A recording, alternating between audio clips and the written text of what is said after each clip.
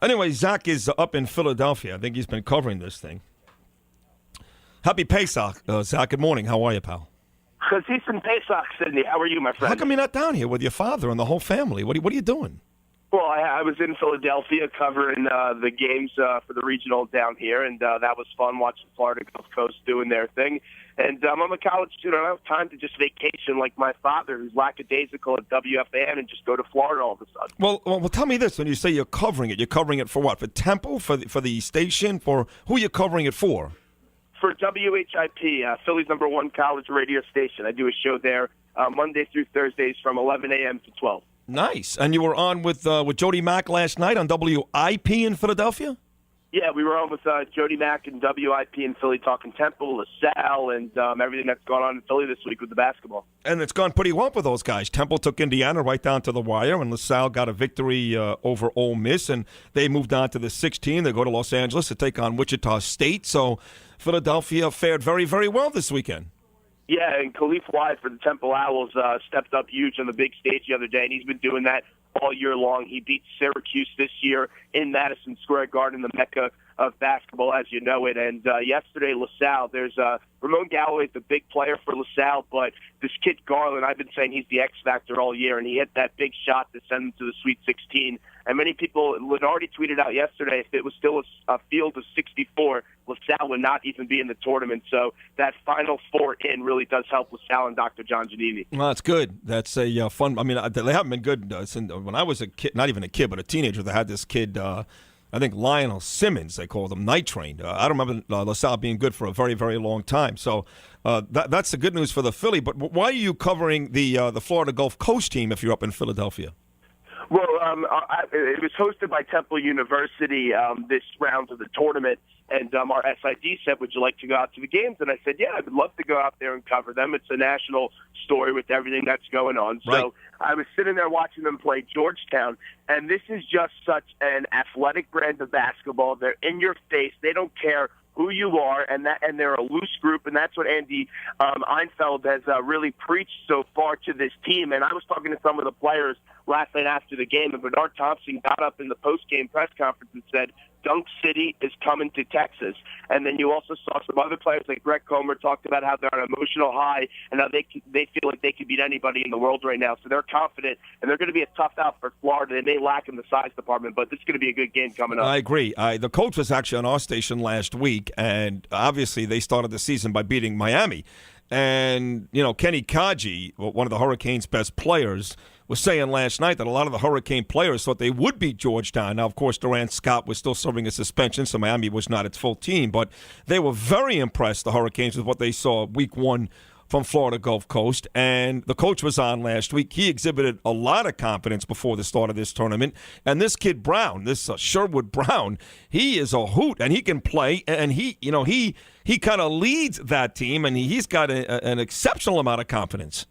Well, there's only two seniors on this team, and Sherwood's the one that gets the majority of the minutes. And we were talking to him last night, and he said he can't even describe the way this program has changed from the first year he walks in. I know the coach is only his second year on the job, and I remember he was playing in the Georgetown game, 5 seconds left. There's a timeout called, and he walks right over to Reggie Miller and Kevin Harlan during a game and starts talking to the announcers. This is stuff you never usually see. Right. And this team, they're loquacious on the court. It is a brand of basketball that is cocky, but they back it up, and it's incredible that a 15 seed is going to the Sweet 16, something that's never happened before. Never happened before, that's right. And even a 13 seed in LaSalle. So we're seeing, I think we talked about this before the start of the tournament, that there is really no great team this year. We do have we have 3 number 1 seeds still alive here with Indiana, Louisville, and Kansas. But we all knew, Zach, that there was really no great teams in college basketball this year. That left the possibility of some low seeds making it into the Sweet 16 and Elite 8. That's exactly what we're seeing. Although I don't think a lot of people really believe that Gulf Coast is going to get by the Gators, but they've defied the odds so far, so why not? Yeah, no one thought they would beat Georgetown, and no one thought they'd win last night. So anything's really possible. This is the best time of the year. You have March Madness going on, and you also mentioned Oregon. That's another team that was a terrible seed as a 12, winning the Pac-12, and they're advancing to the Sweet 16 as well. And they can do a lot of things offensively, which, again, they're taking out a very good defensive basketball team and Rick Pitino's Louisville team. But you're right, that's a 12 seed. You've got a 12, a 13, and a 15 on the way to the Sweet 16. And then you got the nice, you've got the Izzo against Mike Krzyzewski, the 2 against the 3. You've got the 1 against the 4 with Self and Kansas taking on Michigan and Beeline. To me, that's that could be the one where Michigan gets by. What do you like this weekend there, Zachy? Give me a couple of upsets and give me a couple of the teams you think most people aren't picking that will come out victors this weekend. The thing that I'm most surprised about is a lot of people, and I've looked at some of the brackets, even in the WFAN tournament pool that they have been doing for those years.